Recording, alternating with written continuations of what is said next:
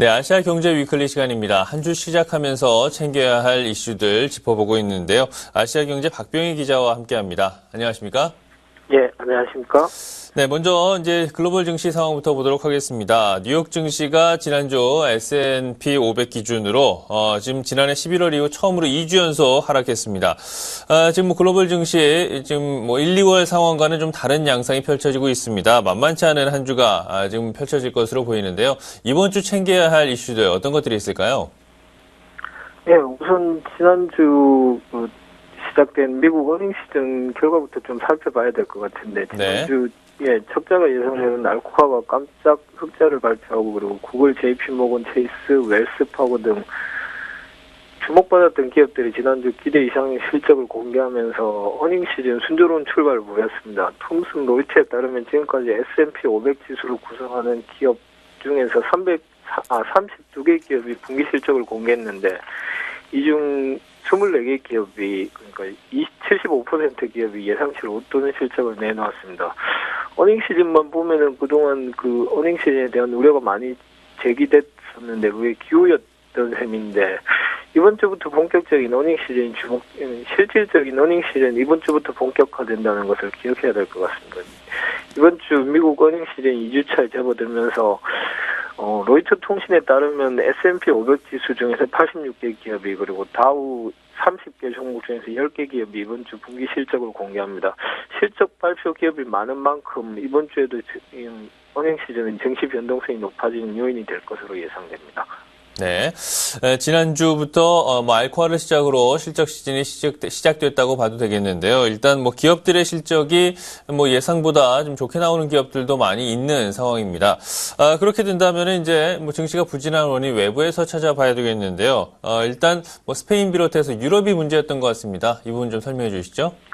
예, 지난주 어닝 시즌이 좋았던 반면에 미국 외부에서 그러니까 유로존에서 부채 위기가 다시 불거지면 계속 불안감이 고조되면서 뉴욕 증시도 부진한 모습을 보였는데 유럽권에서도 특히 스페인이 문제였습니다. 스페인 정부가 지금 계속 거듭 부인하고 있긴 하지만 스페인 올해 1월 초에 스페인 정부가 예산안을 통해 회계년도 재정 적자 비율이 GDP 대비 79.8%로 치솟을 것이라고 밝힌 후 시장에서는 스페인 디폴트와 구제 금융 가능성에 대한 불안감에서 벗어나지 못하고 있습니다. 예, 지난주 마지막 거래일이었죠. 13일 날 스페인의 5년물 CDS 금리가 사상 처음으로 500bp를 넘어섰습니다. 블룸버그에 따르면 전일 대비 21bp는 오르며 502bp를 기록했고 그리고 마켓워치는 505bp까지 올랐다고 전했습니다.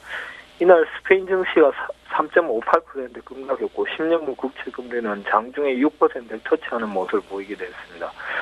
이런 가운데 이번 주 오는 17일과 19일 이틀에 걸쳐 스페인이 국채 입찰을 실시할 예정인데 스페인에 대한 불안감이 커지고 있어 국채 입찰에서 스페인의 자금 조달 비용이 크게 높아질 가능성이 높아 보입니다. 결국 그렇게 되면 또다시 불안감이 스페인 부도 가능성이 높아지면서 다시 불안감이 확산되지 않을까 그렇게 예상되고 있습니다. 네. 마리아노 라호이 스페인 총리는 구제금융은 안 된다고는 하고는 있는데 지금 스페인에 대한 신뢰가 이미 시장에서 상당 부분 무너진 모습을 보이고 있고 이에 따라 2분기에 다시 유럽 부채 위기가 글로벌 시장을 뒤흔들 것이라는 우려가 제기되고 있는 상황입니다. 네, 대부분 투자자들이 국채 금리를 통해서 그 나라의 지금 위기 상황을 점쳐보고 있는데 스페인의 지금 국채 입찰이 이번 주에 두 차례도 예정되어 있기 때문에 이 부분이 유럽의 재정 위기로 또 확산되지 않을까 이런 우려가 커지고 있는 것 같습니다. 그렇다면 이제 유럽 부채 위기가 다시 한번 재부각되는 시점이라고 할 수 있겠는데요. 이번 주에 세계은행 또 IMF 연차 총회도 있습니다. 이 문제가 집중 논의되겠네요. 전망 소개해 주시죠. 예, 이번 연차총회에서는 무엇보다 IMF 재원 확충 문제가 관심사가 될 것으로 예상됩니다. 유럽이 지난달 유로존 방화벽 규모를 확대했기 때문에 유럽은 이번에 미국이나 신흥국들의 IMF 재원 확충에 나서줄 것을 요구할 것으로 예상되는데 신흥국들은 일단 IMF 개혁을 자기 신들의 발언권이 높아질 수 있도록 IMF 개혁을 주장할 것으로 예상되고 있어 약간 좀 의견 충돌도 있지 않을까 이렇게 예상도 되고 있습니다. 그래서 재원 확충 문제가 뚜렷한 가시적인 성과를 낼 수 있을지 좀 지켜봐야 될 것 같습니다. 또 이번 총회에서는 그 한국개인 김용 다트머스 대학 총장이 후보군으로 올라있는 차기 세계은행 총재 선출도 이루어질 예정입니다. 또 IMF는 그 연차총회 개최에 앞서 17일 날 글로벌 경기 전망 보고서를 공개할 예정인데 이번에 세계 경제 성장률 전망치를 지금 시장에서는 3.5%로 제시하지 않을까 이렇게 예상하고 있습니다. IMF는 지난해 9월 경기 전망 보고서에서 당시 세계 경제 성장률 전망치를 4%로 제시했다가 지난 1월에 수정 보고서를 통해서 3.3%로 하향 조정한 바 있습니다. 이번에 3.5%라면은 1월보다 수치가 높아지는 셈인데 올해 1분기에 글로벌 금융시장이 안정됐던 것을 반영할 것이라는 예상입니다. 그러나 유가라든지 다른 상품 가격 전망치를 하향 조정하는 등 여전히 글로벌 경제에 대한 불확실성을 강조할 것으로 예상되고 있습니다.